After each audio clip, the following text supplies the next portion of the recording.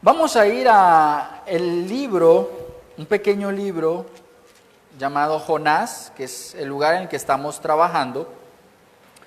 Y estamos llegando al final de la exposición bíblica de este libro. Y es muy particular porque si usted hace un poco de análisis sobre lo que este libro contiene y el lugar en el cual está el libro, pues decimos que el libro es un libro profético. De hecho, lo conocemos como un libro de los profetas menores porque el contenido es poco, solamente 4 capítulos.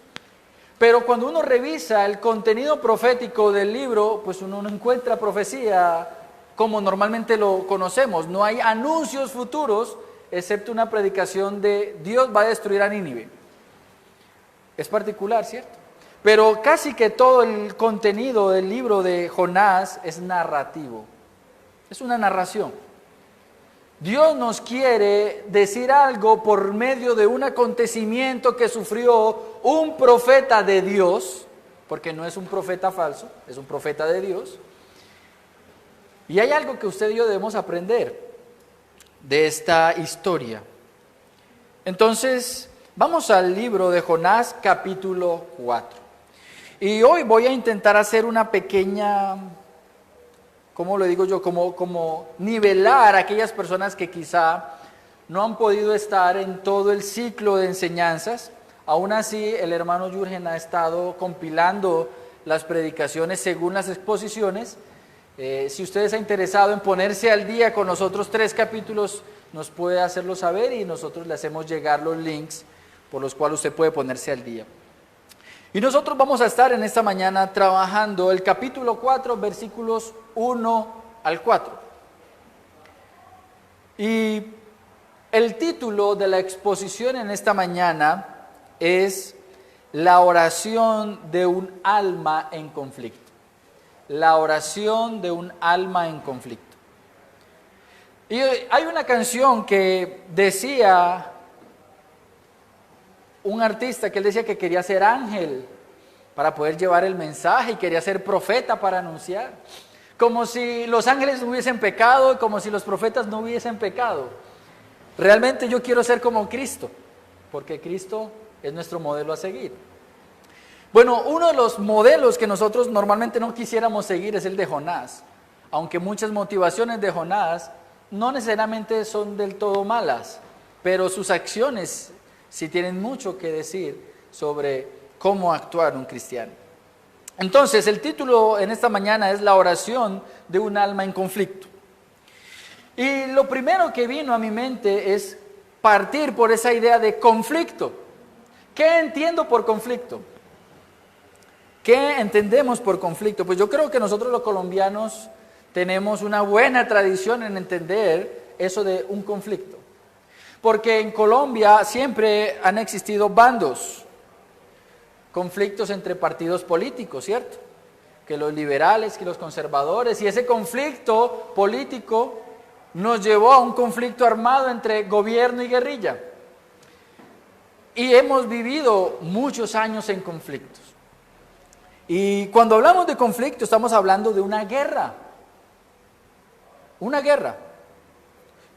un combate. Eso suena como a una experiencia bélica que tiene que ser normalmente prolongada, que dura. Y lo interesante es que el título dice que hay un conflicto en el alma de un hombre. Ahora, nosotros normalmente vemos conflictos exteriores. Nosotros vemos conflictos entre bandos, entre policía y combos. Pero ¿qué decir de un conflicto en el alma de una persona? Y yo he querido utilizar el término alma porque muchas veces si decimos un conflicto psicológico, entonces creemos que estamos hablando de esa ciencia moderna que habla de la conciencia del hombre y un saber que ha querido sustituir la palabra de Dios. Por eso no he utilizado el término la psique o la psicología. Pero cuando hablo de alma estoy hablando de mente. Y cuando hablo de mente estoy hablando de sus pensamientos y mis pensamientos. Entonces, ¿qué quiero decir con un conflicto en el alma?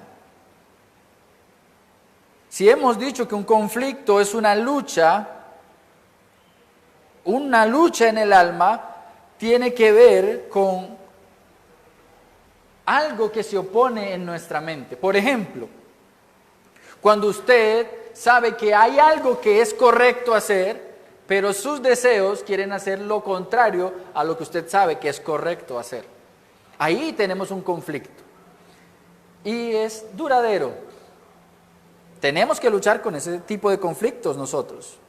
También hay conflicto entre aquellas cosas que pensamos versus lo que terminamos haciendo. Y muchas veces uno dice, pero yo había pensado no hacerlo, pero lo hice. Hay un conflicto constante en nuestra mente. Hay conflictos cuando tomamos decisiones entre dos opciones igual de buenas. Nosotros empezamos a decir, esta es muy buena por esto y aquello y me ofrecen tanto dinero, pero esta también es muy buena. ¿Y qué hago? Y nuestra mente empieza a trabajar y usted no puede dormir por las noches porque no sabe cuál de las buenas opciones que tiene enfrente debe tomar. No sé si de pronto usted tiene conflictos cuando le corresponde rechazar una invitación que sabe que no conviene. La mente también empieza a maquinar. Entonces, si usted se da cuenta, nuestra mente tiene que sufrir conflictos. Ahora, estoy dando por sentado que estoy hablando a personas que mínimamente tienen un conocimiento de Dios. ¿Por qué? Porque una persona que no conoce a Dios, que no teme a Dios, que sabe que Dios existe, pero no le agrada servir a Dios, pues en él no hay conflictos. Él simplemente quiere pecar y seguir pecando.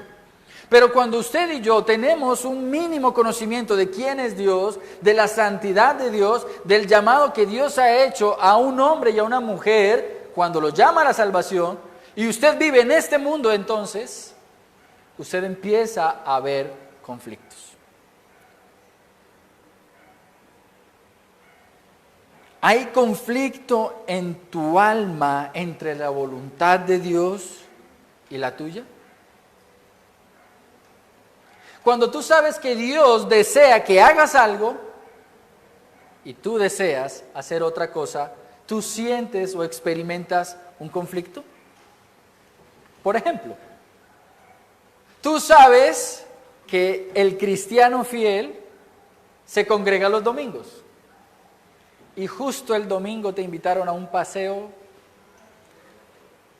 que es imposible rechazar. ¿Hay un conflicto en ti? O de pronto tú, como hombre de Dios, sabes que tu tarea y tu labor es instruirte, ser edificado en la palabra de Dios para guiar a tu familia, pero te da pereza estudiar. O de pronto, como mujer que conoce la palabra de Dios, sabes que has sido llamada a sujetarte a tu esposo en amor, pero tú dices, pero es que yo soy la estudiada, yo soy la que gano dinero, más que él. ¿Qué hacer? ¿Hay un conflicto en tu mente? Y por eso, desde que he tenido la oportunidad de compartir incluso con las mujeres, los últimos 3 años que hemos trabajado el discipulado de mujeres, hemos aprendido un principio bíblico que es especial para todo aquel que quiere agradar a Dios. Y se lo quiero regalar.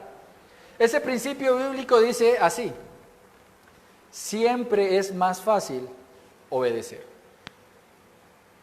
Anótelo, si tiene dónde apuntar.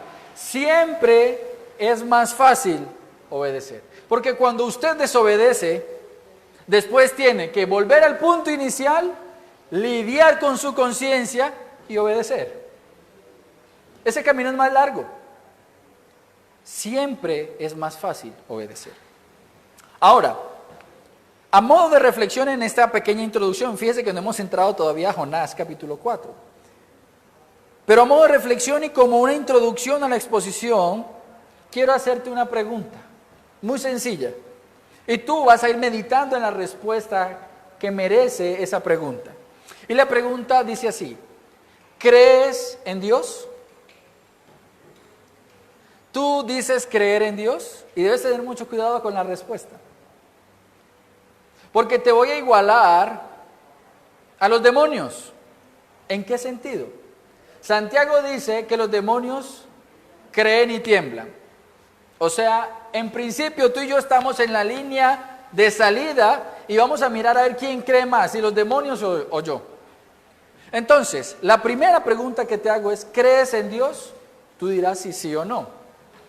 Si tú dices sí, entonces la segunda pregunta es: ¿crees en las promesas de Dios? Entonces de pronto tú dices sí. Entonces yo te voy a preguntar: ¿cuáles son las promesas de Dios en las cuales tú crees?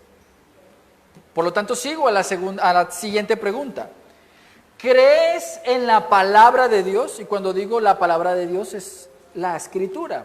¿Crees en la palabra de Dios? Porque en la Escritura están todas las promesas que Dios nos ha dado a nosotros como hijos suyos. Si tú dices creer en la palabra de Dios, entonces crees en las promesas de Dios, por lo tanto, crees en Dios. ¿Vamos bien? Entonces, sigue la última pregunta. Si dices creer en Dios, si dices creer en las promesas de Dios, si dices creer en la palabra de Dios y por lo tanto la lees, la última pregunta que te va a confirmar si crees en Dios o no es la siguiente: ¿obedeces a Dios? Porque si no obedeces a Dios, no estás leyendo la palabra de Dios, por lo tanto no conoces las promesas de Dios, por lo tanto no crees en Dios. Ahora, no sé cuál fue tu respuesta. La pregunta que te hago es: ¿sigues estando a la par de los demonios de Santiago? Porque recuerda que ellos creen, y no solamente creen, sino que también tiemblan. ¿Obedeces a Dios?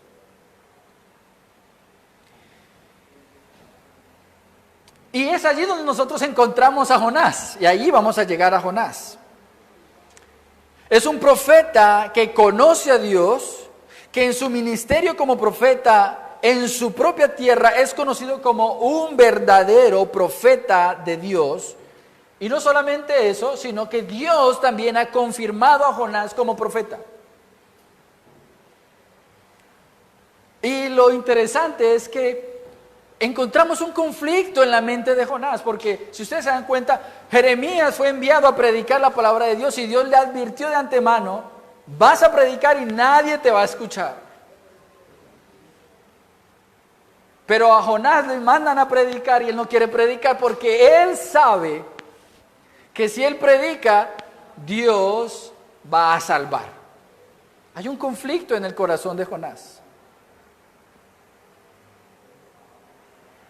En Segunda de Reyes, el segundo libro de Reyes, capítulo 14, versículo 25, usted encuentra confirmado textualmente que Dios había profetizado por medio de Jonás que Israel iba a poder extender su territorio, recuperar un territorio de la nación de Israel, y Dios lo cumplió. Y la característica de un profeta de Dios es que si el profeta habla y se cumple, y no solamente se cumple, sino que el pueblo no es desviado de seguir a Dios, sino que reconocen a Dios por medio de la profecía, entonces ese profeta es un profeta de Dios. Por lo tanto, la Biblia confirma que Jonás era un verdadero profeta de Dios. Y no solamente eso, sino que en el Nuevo Testamento, cuando Cristo, Jesús, en su ministerio terrenal, quiere enseñarle a los fariseos y saduceos que Él es superior a todo lo que ellos valoran, entonces empieza a decir: yo soy mayor que el templo, dando a entender que en el templo oficiaban los sacerdotes y Cristo era un sacerdote superior a los sacerdotes del templo. Después llega y dice: yo soy superior a Salomón. ¿Y quién fue Salomón? Bueno, en dos términos, Salomón fue el rey que primeramente gozó de una sabiduría sobre ningún otro. Y no solamente sabiduría, sino que él, el rey Salomón como tal, viene a ser la estrella insignia de la gloria de Israel. ¿Por qué? Porque fue en el periodo de Salomón en el cual Israel gozó de fama y riqueza. Y Jesús dice, y yo soy superior a Salomón. Entonces, Cristo se presenta como superior al templo, Cristo se presenta como superior a Salomón, y después yo esperaría que diga, y yo soy superior a Elías o a Moisés. Y Jesús dice, y yo soy superior a Jonás. Y uno dice, ¿qué? Señor Jesús, disculpe, te equivocaste de Biblia. En mi Biblia posiblemente Jonás es un traidor, es un desobediente. Y Jesús dice, no, yo soy superior a Jonás. ¿Qué estaba haciendo Jesús allí? Jesús estaba reivindicando el ministerio de Jonás. Pero nosotros hemos leído de cierta manera un poco descuidada esa literatura del texto de Jonás. ¿Quién era Jonás entonces? Jonás nunca ha dejado de ser un profeta de Dios con conflictos en su alma. Por lo tanto, podemos decir que es un hombre bíblicamente confirmado como profeta, un hombre común y corriente que experimentó un gran conflicto en su alma.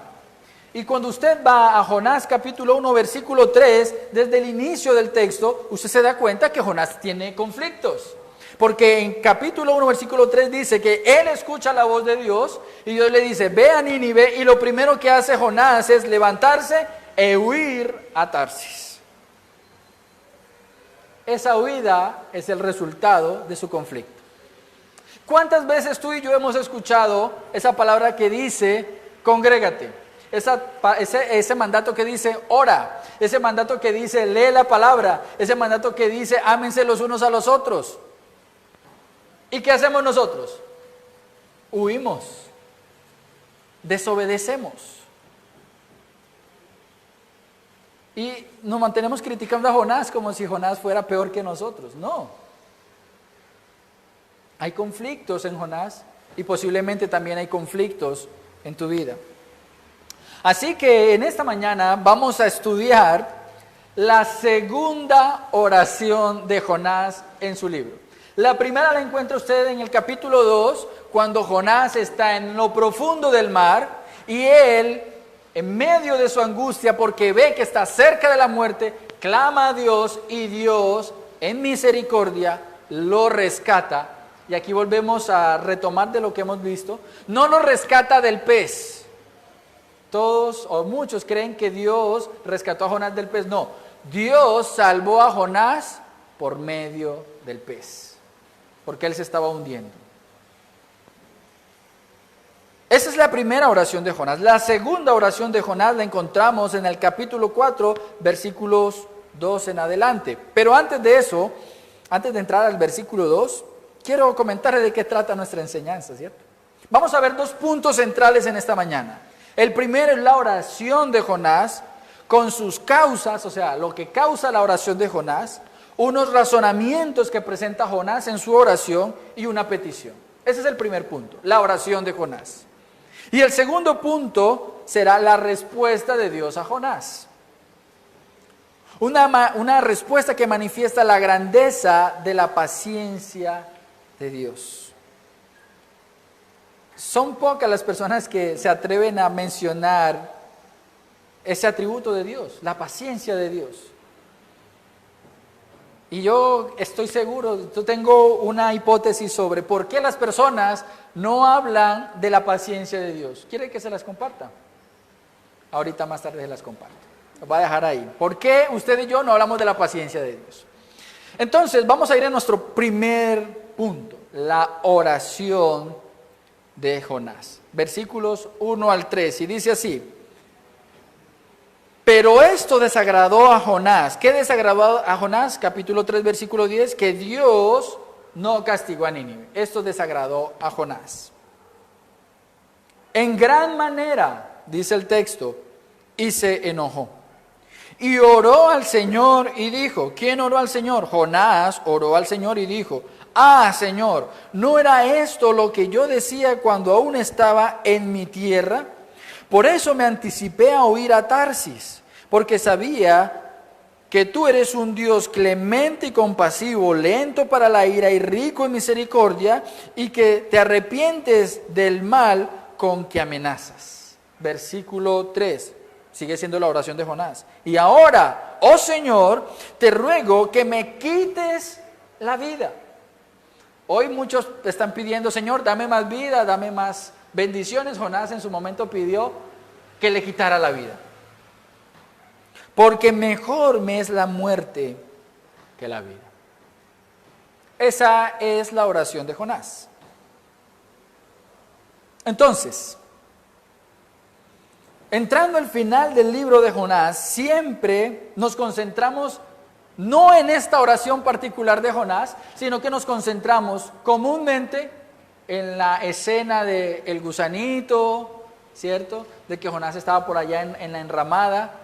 Pero los diálogos de este texto son importantísimos, porque Dios va a llamar la atención a Jonás en dos escenas distintas. La primera, en este momento en el cual Dios habla a Jonás, después de que Jonás le pide que le dé muerte.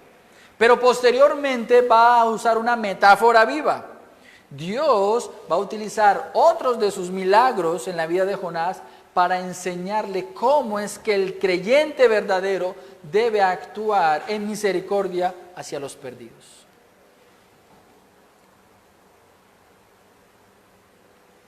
Ahora, estamos hablando de que Jonás oró. Y hay personas que tienen conflicto para entender lo que es una oración. Déjeme decirle que en esos momentos yo estoy orando. Pero ¿con quién estoy orando? Con ustedes.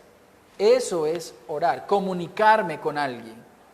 Orar no es cerrar los ojos. Orar no necesariamente es pedir siempre. Orar es comunicarse. Y si usted se da cuenta, el versículo 1 dice que después de que Jonás está muy enojado, según nuestra versión, la respuesta de Jonás es que él va a hablar con Dios. Y él va a hablar con Dios. Y cuando usted va al libro de los Salmos, usted encuentra muchas oraciones. Oraciones de gratitud, como la que leímos el Salmo 142, el Salmo 145. Oraciones que son votos. Señor, si tú haces esto, yo hago aquello. Señor, si tú guardas a mi familia, yo voy a alabarte. Hay otras oraciones que son peticiones. Y muchas de ellas tremendas, porque están diciendo, Dios, tú dijiste que ibas a castigar al impío y que ibas a rescatar al justo. Entonces encontramos oraciones donde se pide justicia, venganza, promesas. Y Jonás aquí va a hacer una oración en la cual usted y yo no estamos acostumbrados a hacer este tipo de oración. Porque si bien nos es difícil manejar un equilibrio en nuestras emociones y aún en nuestras palabras. Yo no sé si usted sería capaz en algún momento de decirle, Dios, ¿por qué hiciste esto? Porque claro, nos vamos a sentir como si estuviéramos reclamándole a Dios. Y Él es Dios. Y Él es soberano sobre todas las cosas. El problema es que muchas veces cuando hacemos ese tipo de oraciones, en el cual posiblemente podríamos reclamar algo a Dios, no lo hacemos conforme a la Escritura, sino conforme a nuestras emociones desviadas. Por eso aquí hemos enseñado en muchas ocasiones que nuestras oraciones deben partir de un claro entendimiento de la Escritura, después de haber leído la palabra de Dios, después de haber sido confrontado con la verdad de Dios. No como nos dijo en cierta ocasión un hombre, en el cual él decía, yo oro mucho a Dios, pero yo no leo la Biblia. Y yo le pregunté, ¿y tú es qué oras? Porque es que la palabra de Dios es la que nos limpia a nosotros, limpia nuestro pensamiento, limpia nuestro corazón, para que después sepamos qué pedir a Dios. Tenemos que aprender a orar. Algunos de esos salmos son tan personales que los salmistas no encubren, sus pensamientos, sus sentimientos. Ellos dejan aflorar todo su corazón. De pronto para los que estamos casados es más fácil entenderlo, pero a veces cuando el uno o el otro está enojado, entonces él le dice, yo no me voy a quedar callado, ¿sabe qué? Y le dice su montón de cosas. Bueno, ¿estarías dispuesto a abrir tu corazón a Dios y decirle todo lo que hay en tu corazón? Respetuosamente, claro está. Eso era lo que hacían los salmistas y eso es lo que está haciendo Jonás aquí. En esta oración, Jonás está abriendo su corazón, aunque Dios ya lo sabe todo, pero él quiere manifestarle a Dios sus emociones, sus sentimientos. Y hay algo que yo quiero que usted identifique porque es importante identificar un elemento aquí en eso, y es que el primer punto en la oración de Jonás es que debemos identificar qué es ese sentimiento, cuál es la causa de esa oración de Jonás. Y mire lo que dice el versículo 1. Pero esto desagradó a Jonás en gran manera.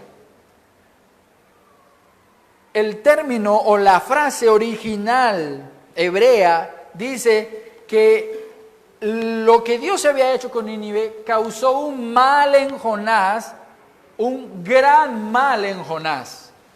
Eso es lo que dice el texto original. Hubo un gran mal en Jonás a causa de la noticia de que Dios no iba a castigar a Nínive. ¿Y qué fue lo que se produjo en el corazón de Jonás? En nuestra traducción dice que se enojó. Ahora, antes de que usted crea que yo estoy cambiando la Biblia, puede pasar, usted debe reconocer o por lo menos debe saber que cuando nosotros vamos a los léxicos o a los textos bíblicos, estamos hablando de unos idiomas antiguos y muy complejos porque las palabras que se usaban en ese entonces podían tener múltiples significados.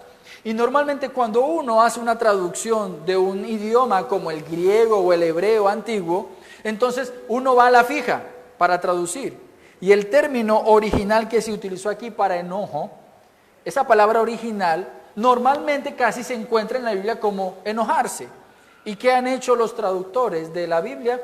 Pues han puesto, de alguna manera, la traducción, entre comillas, más segura, como para ir a la fija.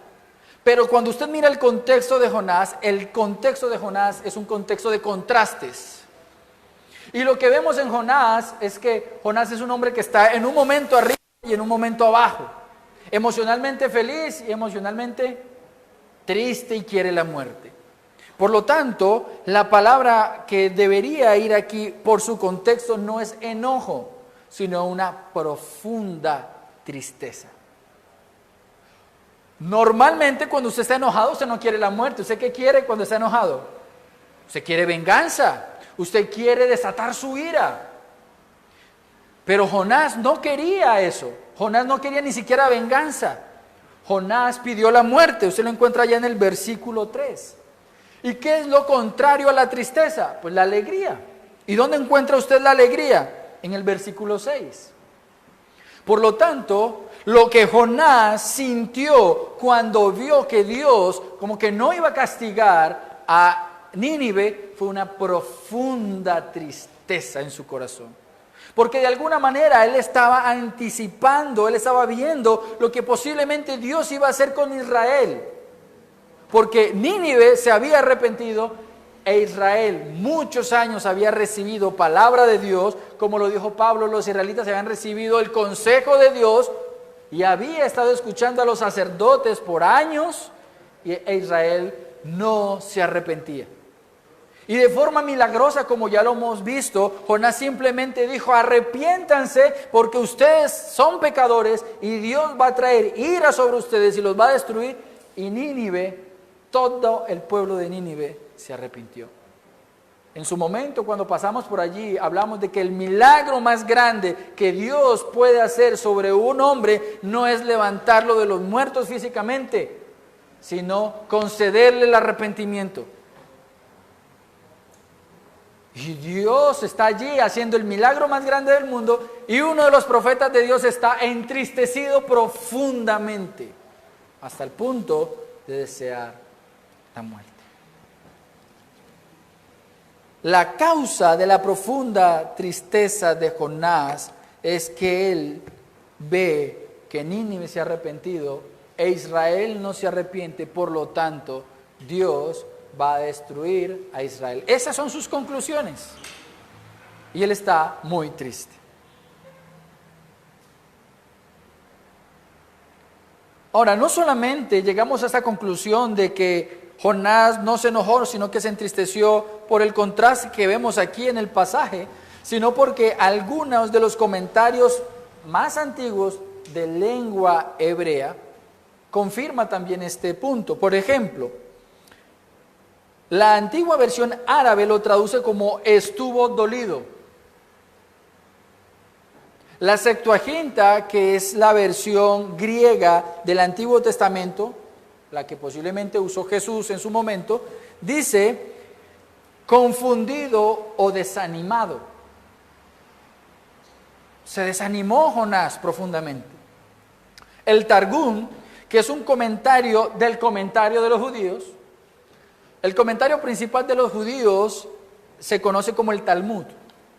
Y los judíos, aparte de tener un comentario, hicieron un comentario del comentario, el Targum. Y ese Targum traduce esa palabra enojado como lo afectó profundamente. Y la versión siriaca lo traduce como le causó gran tristeza. Por lo tanto, nosotros podríamos sostener que el texto dice, y esto causó gran mal a Jonás hasta tal punto que se entristeció profundamente. Jonás se está entristeciendo por las causas erróneas. Y lo tremendo es que muchas veces tú y yo nos hemos entristecido por las causas erróneas.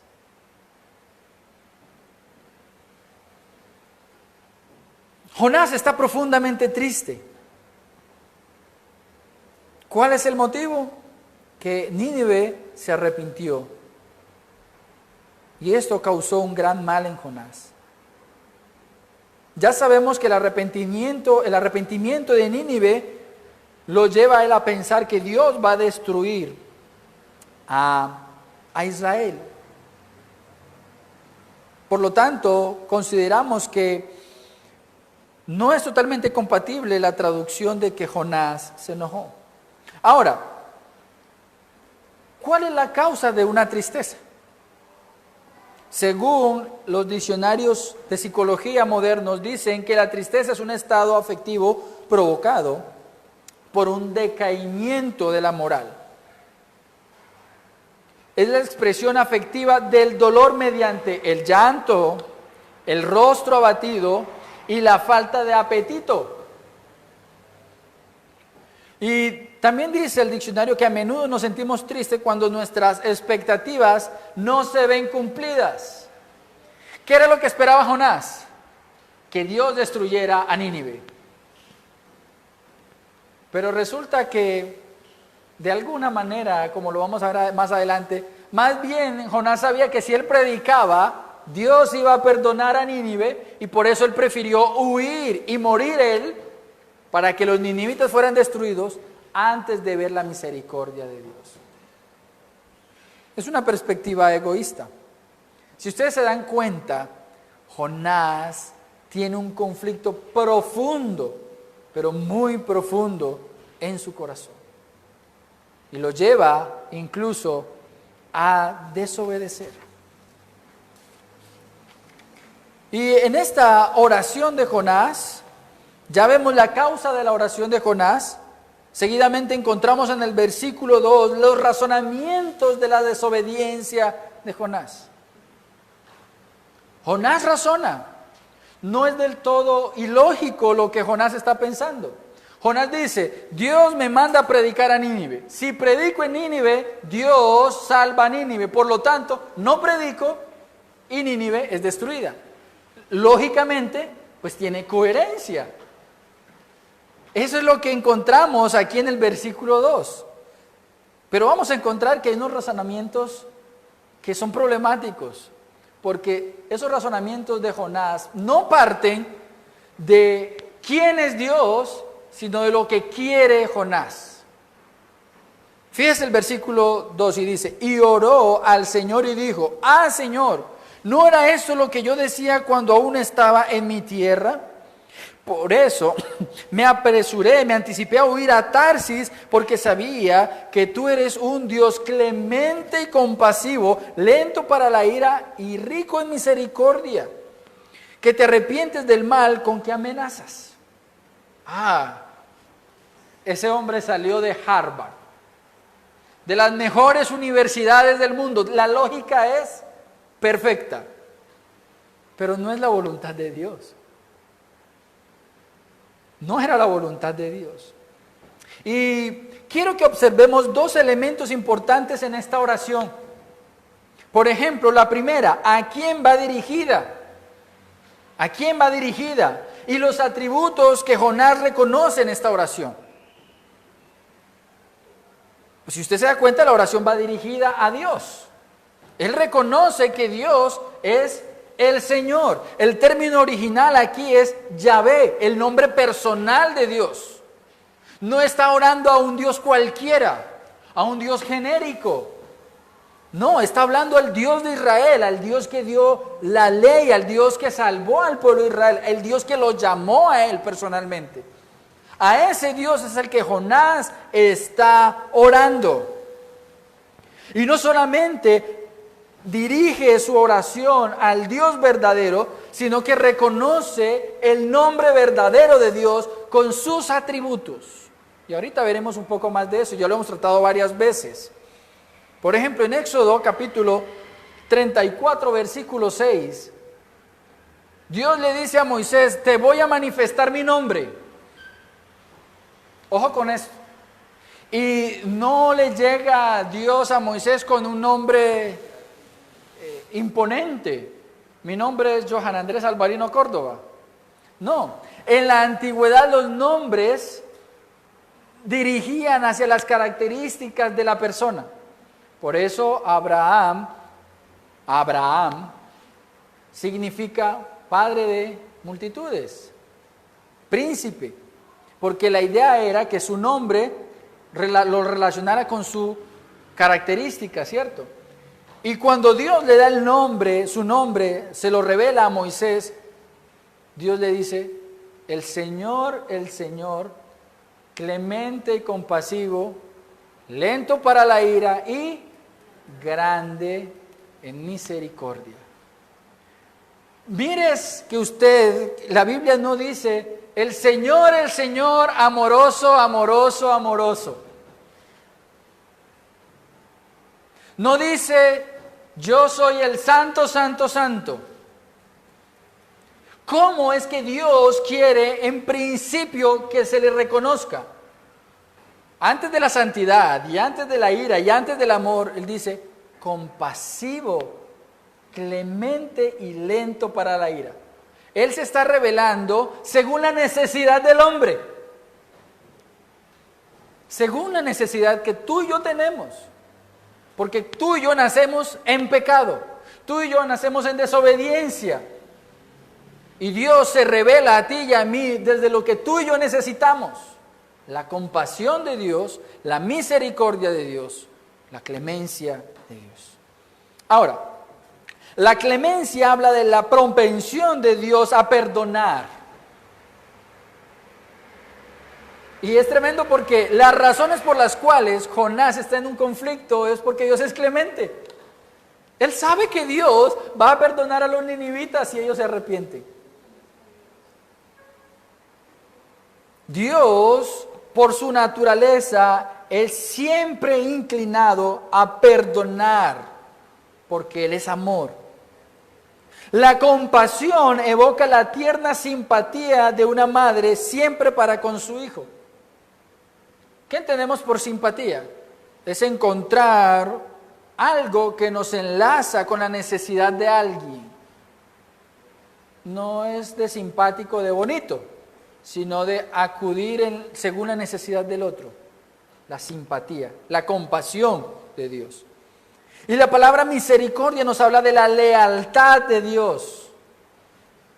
Dios es leal. ¿Cuántas veces tú has pecado? Y la Biblia dice que la causa, el efecto de un solo pecado es la muerte. Y tú todavía estás vivo. Pero como has visto que Dios es lento para la ira, tú también te has llenado de pecados creyendo que Dios no va a castigar tu pecado. No te equivoques. Dios sí es compasivo, lento para la ira, pero allí mismo en Éxodo capítulo 34 dice, pero le va a dar a cada quien según su retribución. No es porque seas mayor, no es porque seas niño, no es porque seas más inteligente o porque tengas más dinero que Dios te va a salvar, no. Dios te va a salvar a ti si Él así lo ha destinado, porque tú te has sometido a su voluntad. O te sometes a la voluntad de Dios o vas a recibir el castigo de Dios. Ahora, hemos hablado de la clemencia de Dios, de la compasión de Dios, de la misericordia de Dios, que Jonás los tiene allí presente, y son estos atributos los que repetidamente hemos presentado desde Éxodo, y ahorita vamos a ver otra lista. Dios es lento para la ira, pero no dice que la ira no va a ser. La ira llegará en su momento. Entonces Jonás tiene una teología correcta. ¿Qué tiene Jonás? Una teología correcta. Jonás sabe quién es Dios, pero la oración deja ver un poco sobre quién giraba en sus pensamientos y decisiones. Y mire un poco el versículo 2 al inicio, porque mire que aunque tiene una teología correcta, su inclinación es incorrecta. Versículo 2, y oró al Señor y dijo, Señor, ¿no era esto lo que qué? Lo que yo. ¿Sabe cómo se traduce yo en el griego? Que usted lo conoce muy bien. Ego. Esa es la palabra griega para yo, ego. Por eso yo decía cuando aún estaba, ¿dónde? En mi tierra. ¿Quién es el centro de las decisiones en Jonás? Él. Pero tiene una teología correcta. Satanás también tiene una teología correcta. Él sabe quién es Dios. Jonás también sabe quién es Dios. Y aún así está inclinado hacia sus propias emociones. Pero no se queda ahí. Dice, por eso me anticipé. ¿Quién se anticipó? Yo me anticipé a huir a Tarsis. Porque sabía quién. Yo, dice mi versión en las Américas. La oración de Jonás tiene una teología correcta, pero tiene una inclinación incorrecta en sus decisiones. Jonás cayó en el mismo error de Adán. ¿Por qué? Fíjese usted, cuando Adán peca, Dios le dice a Adán, ¿qué has hecho? ¿Y qué hace Adán? Lógicamente correcto. La mujer que tú me diste me llevó a pecar. ¿Quién tiene la culpa? Dios, porque tú me diste esa mujer. Estaba mal, él se estaba justificando. Él pecó porque quiso, ¿cierto? Jonás está haciendo lo mismo. Como yo sé que tú eres clemente y compasivo y yo no quiero que Nínive se salve, yo decidí ¿qué? Huir. ¿Por qué? Porque tú eres compasivo, Señor. Pues, o sea, ¿cierto? Está mal. Jonás cayó en un grave error. Sus razonamientos pueden tener lógica, pero no son teológicamente correctos, porque el hombre no puede girar a su alrededor esperando que Dios gire también a su alrededor. sino que el hombre tiene que estar siempre presente, debe tener siempre presente que él tiene que girar alrededor de la voluntad de Dios. Y he tenido la posibilidad de compartir con algunos hermanos aquí en la iglesia. ¿Por qué les digo que obedecer siempre es más fácil? Porque la voluntad de Dios también es sencilla y clara en la Escritura. Hacer la voluntad de Dios tendría que ser fácil para nosotros, quienes tenemos la Escritura. El problema no está en tener claro cuál es la voluntad de Dios. El problema está en los conflictos que tú has querido preservar en tu corazón, porque tú quieres unas cosas diferentes a las que Dios quiere. Y te voy a dar por lo menos una razón por la cual tus deseos y tus emociones no están unidas a la voluntad de Dios. La Escritura dice que cada vez que tú estás más cerca de Dios, te pareces más a Dios. Cada vez que tú y yo nos acercamos a Dios, Dios nos santifica, nos purifica, nos perfecciona. Para que eso pase, la palabra de Dios debe inundar tu mente y tu corazón y ponerla en práctica. Cuando tú no tienes tu mente y tu corazón inundados de la palabra de Dios, tu mente y tu corazón van a empezar a vacilar y a desear las cosas del mundo. Por lo tanto, vas a tener que experimentar conflictos en tu alma.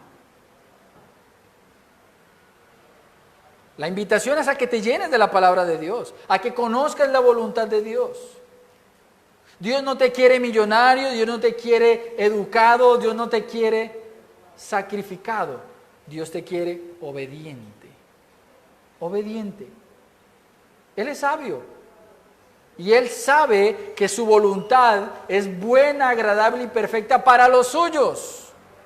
Pero muchos de los suyos no están llenos de la palabra de Dios. Por lo tanto, tienen que experimentar desobediencia y tienen que experimentar consecuencias de su desobediencia.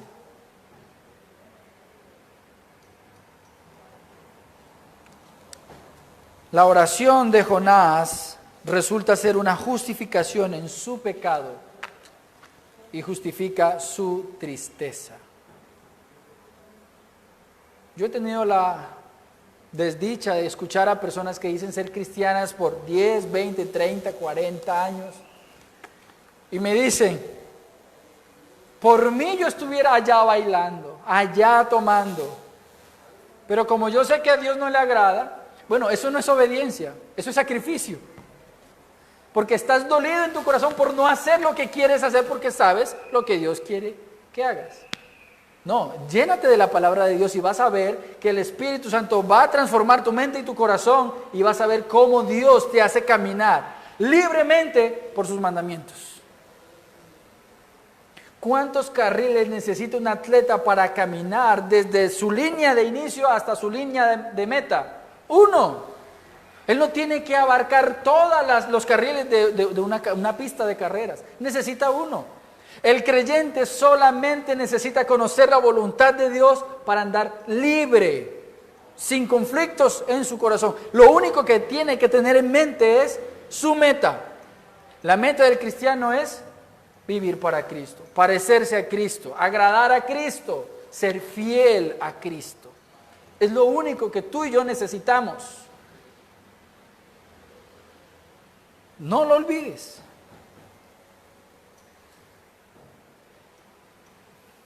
No creas que Jonás fue el único siervo que sintió tristeza y dolor en su vida ministerial.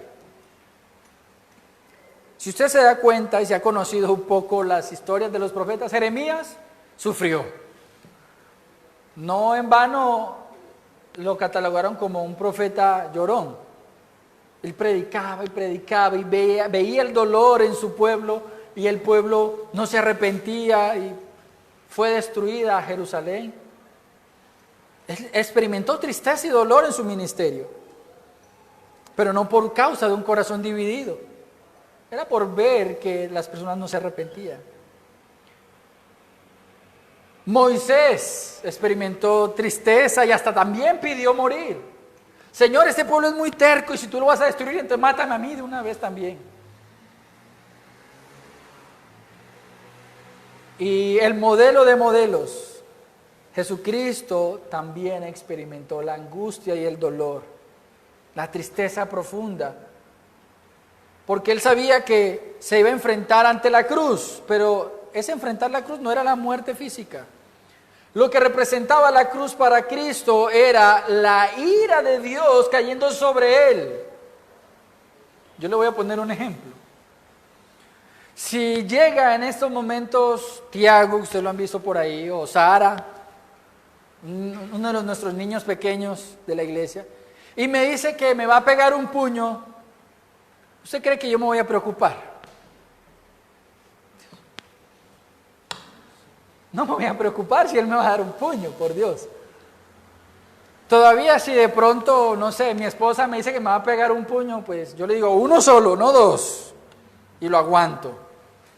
Pero no va a ser lo mismo si yo espero un puño de Antonio, de Carlos, de Edwin. Ay, me preocupo, ¿cierto?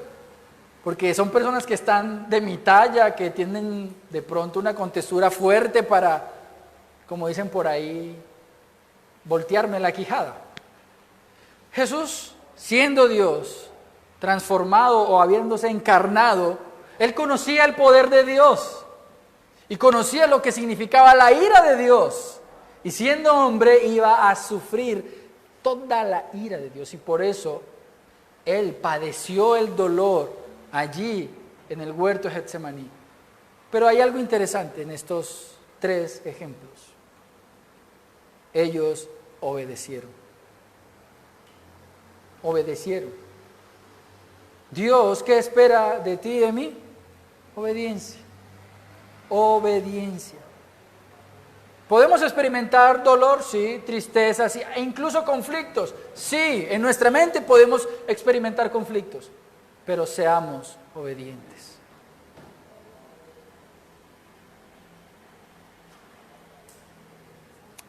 Por último, en este primer punto, la incorrecta petición de Jonás. Esa tristeza profunda en el corazón de Jonás lo lleva a hacer una petición de esas que Dios no escucha. Dios dice que pidas conforme a su voluntad y ¿Él qué? Responde. Pero en ningún lugar tú vas a encontrar que Dios te dice, si quieres que yo te quite la vida, yo te la quito. No. Pero mire lo que hace Jonás, versículo 3. Y ahora, oh Señor, te ruego que me quites la vida, porque mejor me es la muerte que la vida. ¿Cuál era el problema de Jonás? Sencillo. Jonás no deseaba conformar su voluntad a la voluntad de Dios.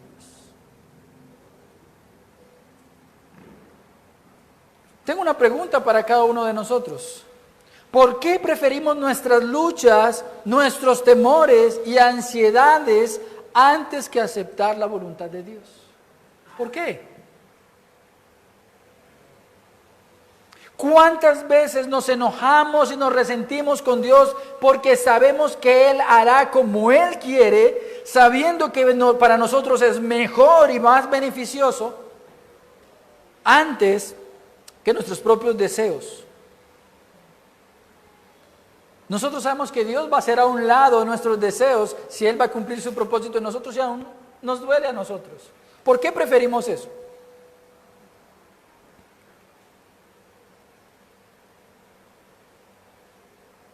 Por lo tanto, sabemos que en ese sentido, este hombre no estaba enojado, sino entristecido. Y allí hay unos puntos en concordancia con quien fue un gran profeta, el profeta Elías. Al igual que Elías, Jonás también fue un gran profeta de Dios. Al igual que Elías, Jonás predicó arrepentimiento a hombres idólatras y malvados. Al igual que Elías, Jonás tuvo éxito en su misión de predicar y ver un avivamiento entre las personas del pueblo.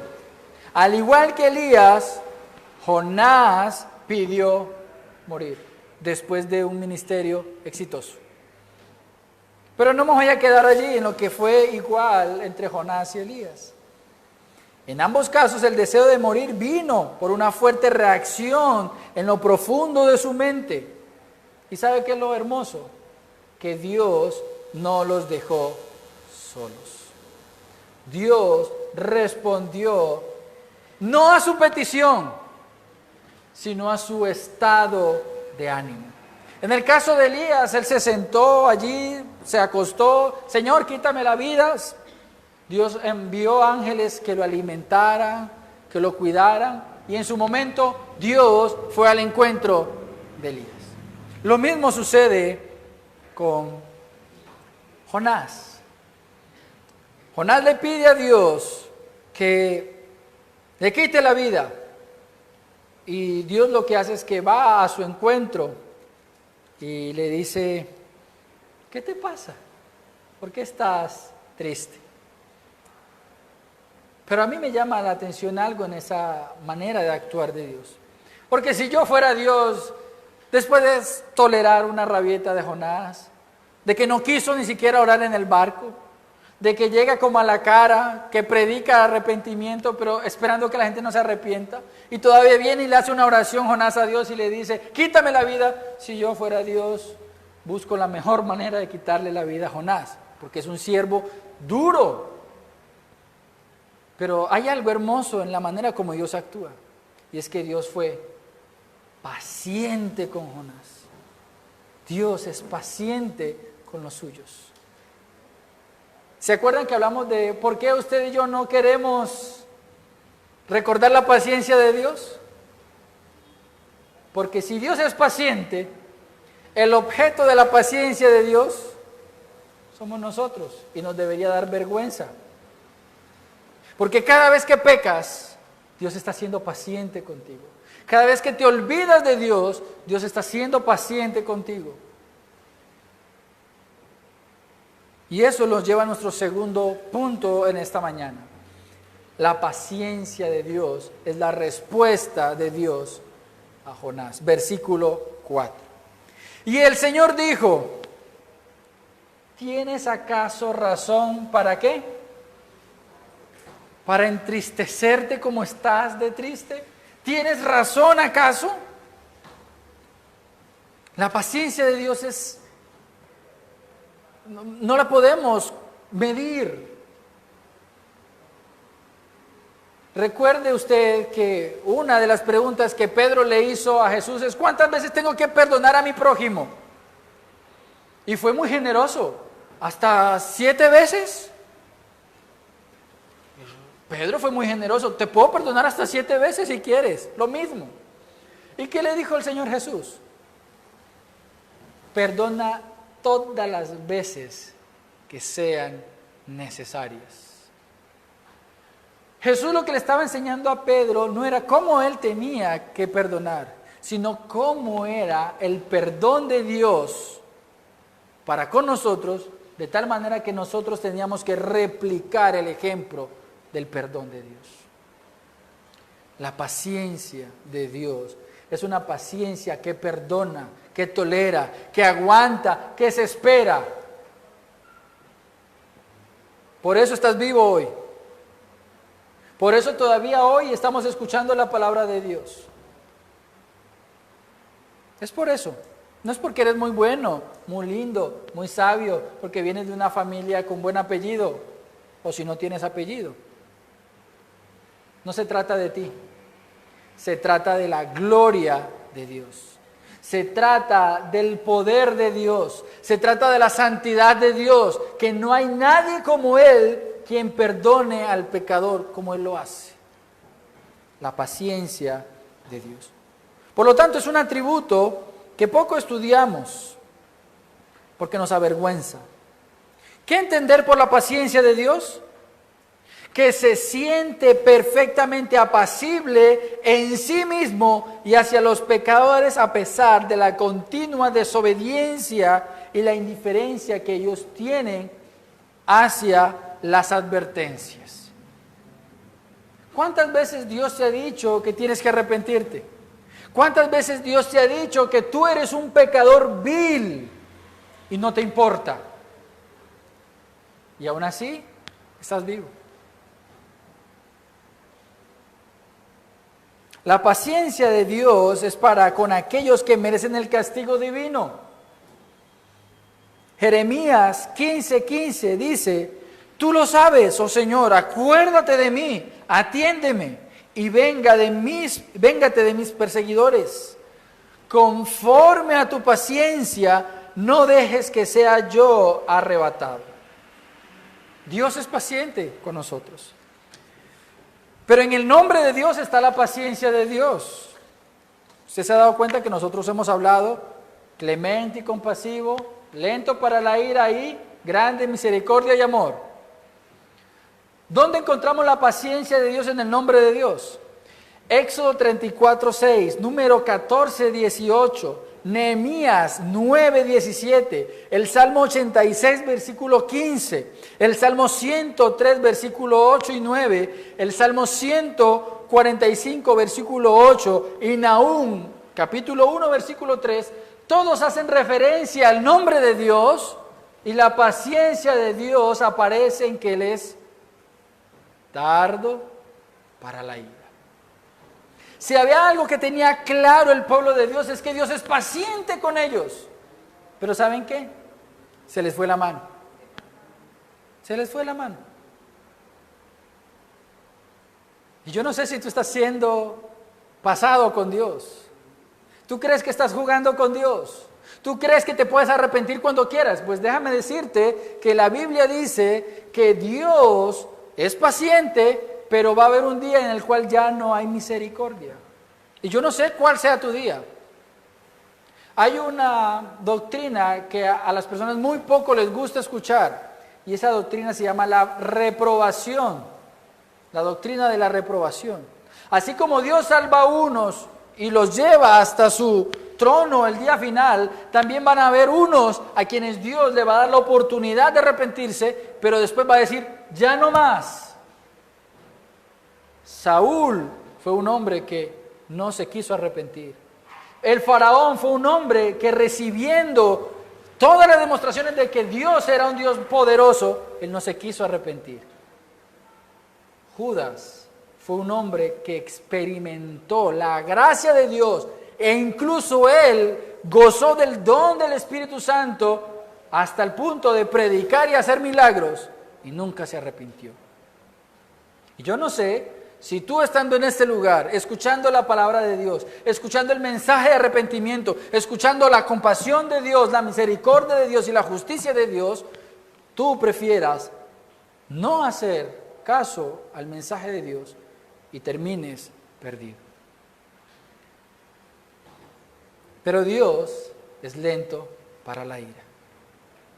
Y si, como dice Hebreos, si hoy Dios te invita al arrepentimiento, pues el día de salvación es hoy, no es mañana. No es eso esperar a gozar de tu juventud, porque de pronto no estás gozando de tu juventud, sino que te estás perdiendo de tu juventud. No es esperar a estar muy enfermo para ver si puedes alcanzar el arrepentimiento. No, el día de salvación es hoy, hoy. También en cuanto a la paciencia de Dios encontramos que Dios era paciente antes del tiempo de Cristo. En Romanos 3:25, Dios ofreció un sacrificio en Cristo, siendo paciente con los pecados de todos aquellos que habían pecado antes. De hecho, cuando Pablo habla sobre la ley y el pecado, Pablo dice que antes de la ley pues había pecado, pero Dios fue paciente también con esos hombres antes, en el tiempo de Noé. La paciencia de Dios también se muestra ahora hacia los pecadores, sobre todo a través de Jesucristo. Cada vez que tú y yo predicamos a Cristo, la paciencia de Dios se está revelando al pecador. ¿Por qué? Porque Dios ha aguardado, no emitiendo todavía castigo sobre el pecador, sino esperando a que escuches que Cristo es el único camino al Padre. Y Dios es paciente al no responder de inmediato a los gritos de venganza justificada. Eso lo encuentra usted en Apocalipsis capítulo 6, versículos 9 al 11. Ese texto dice que sobre un altar hay unos santos que están pidiéndole a Dios que haga justicia. Señor, véngate por causa de nuestra muerte injusta. Y Dios dice que Él sigue siendo paciente para no derramar su ira hasta que Dios saque del mundo a los últimos a quienes Él va a salvar. ¿Cómo se ve esto en las palabras de Dios a Jonás en el versículo 4 entonces? ¿Cómo vemos la paciencia de Dios? Dios no hace caso a la petición de muerte de Jonás, sino que Dios acude para restaurarlo, diciéndole: ¿por qué estás entristecido? Si no te corresponde a ti tomar decisiones sobre la salvación o la justicia. Dios se dirigió al ánimo de Jonás en vez de a la petición. De igual manera nosotros como hermanos deberíamos indagar por las causas de la tristeza de los demás y no quedarnos en los síntomas. Ay, hermano, yo no quiero ir a la iglesia, es que qué pereza. Síntoma del pecado, ¿no? No querer congregarse, desobediencia. Lo que pasa es que, ay, no, a mí me da como pereza leer la Biblia. Son síntomas. ¿Cuál es la causa? Nosotros podemos aprender de cómo Dios obra con las personas. Dios no indagó sobre los síntomas, sino sobre las causas. Y lo condujo a la restauración. Pregunto, mis queridos hermanos, ¿hacemos bien en entristecernos a causa de nuestros temores? ¿No podemos confiar en Dios y creer en sus promesas?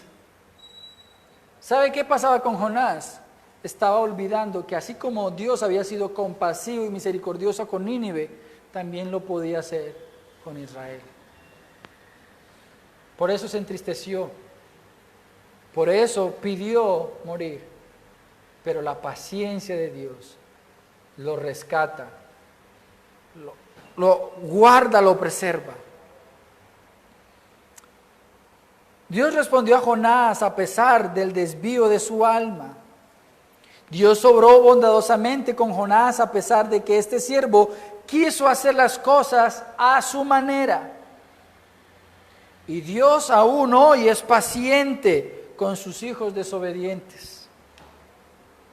Dios sigue siendo paciente con aquellos que aún hoy luchan un conflicto en su alma por no querer someterse a la voluntad de Dios. Dios es paciente. Ejemplos a seguir. Daniel. ¿Quién fue Daniel?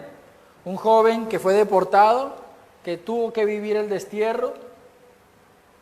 Algo que normalmente no conocemos es que si Daniel estuvo ante el rey Nabucodonosor y sirvió toda la vida, lo característico de ese entonces era que a esos hombres los castraban. Y Dios, no vemos a Daniel renegando porque no iba a tener hijos. Y eso era una bendición para el judío. Él fue fiel a pesar de las dificultades. Pablo fue un hombre también a seguir en su ejemplo. Pablo sabía que al Dios abrir la gracia a los gentiles, de alguna manera Dios estaba castigando a los judíos. Y Pablo llega y dice en su momento: preferiría yo perderme y que ellos fueran salvos. Pero Dios es sabio. ¿En qué descansó Pablo? En la sabiduría de Dios, no en sus propios pensamientos. ¿Quién más es un ejemplo a seguir? Nuestro Señor Jesucristo, el modelo por excelencia para todo creyente. Por lo tanto, mis queridos hermanos, la raíz de la desobediencia de Jonás fue su ego.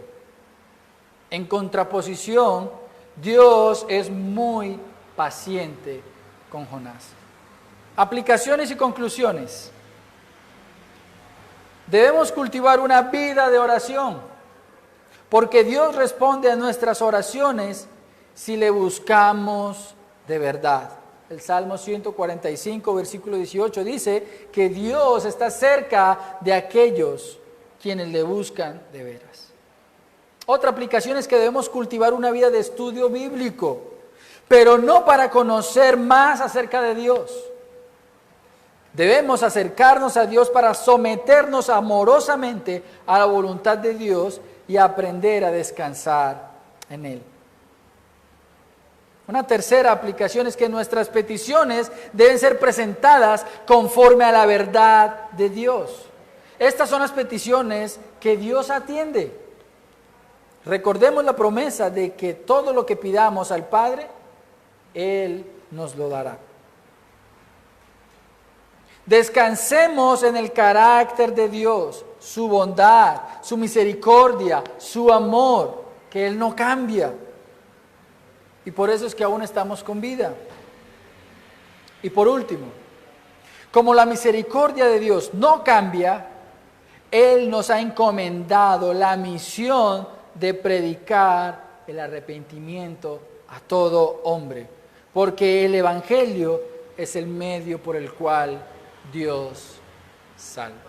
Yo no puedo desligar esta enseñanza del propósito del libro. La salvación es de Dios. La salvación es de Dios. Vamos a orar. Gracias te doy, Señor, por tu palabra. Gracias te doy, Señor, porque tu palabra ha sido dada para enseñarnos, para corregirnos, para instruirnos en justicia, para hacernos perfectos. Señor, que nuestras motivaciones sean establecidas por un conocimiento correcto de quién eres tú y por el deseo de agradarte, Dios. Que si hay conflictos en nuestra mente, en nuestro corazón, podamos ir confiadamente delante de ti y descansar en tus promesas, descansar en tu carácter, en tus perfecciones. Y esperar, Señor, confiadamente en que tu voluntad es buena, agradable y perfecta. Te lo pedimos en el nombre de Cristo Jesús. Amén y amén.